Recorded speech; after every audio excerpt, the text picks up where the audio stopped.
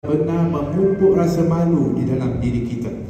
Begitulah juga memupuk rasa malu dan letakkan daripada rasa malu itu kepada keluarga kita, khususnya kepada anak-anak kita.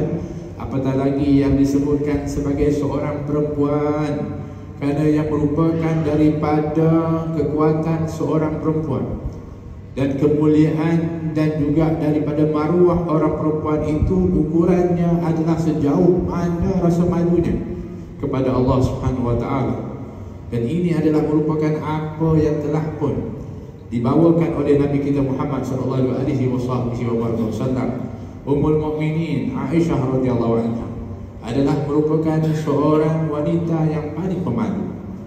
Bahkan Sayyidatina Aisyah radhiyallahu anha, bayangkan ketika Umar Al-Khattab radhiyallahu anhu dikuburkan di samping Rasulullah dan Abu Bakar Siddiq, ketika itu membina daripada tirai atau batas di antara rumahnya dan juga kubur yang ada di dalamnya Umar Al-Khattab, sedangkan ketika mana sebelumnya adanya kubur bagi Rasulullah SAW dan ada kuburnya Abu Bakar Siddiq, dia boleh tinggal bersama ketika itu dengan kubur tersebut. Tetapi ketika Umar dikuburkan, dipasang pembatas di antara rumahnya dengan kubur.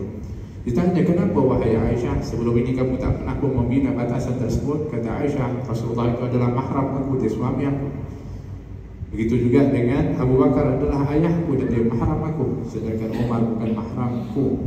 Bukan hanya malu kepada orang yang hidup, bahkan yang telah meninggal dunia. Demikian tingginya rasa malu Aisyah radhiyallahu anha, sehingga Aisyah radhiyallahu anha ketika melihat perangai orang-orang perempuan setelah kewafatan Nabi Rasulullah SAW, khususnya ketika tawaf, yang pandangan mereka itu lebih melihat ke atas daripada yang di bawah. Kalau dulu sebelumnya sentiasa disuruh untuk tunduk melihat ke bawah, tapi sudah sekarang ini orang yang namanya perempuan melihat ke atas.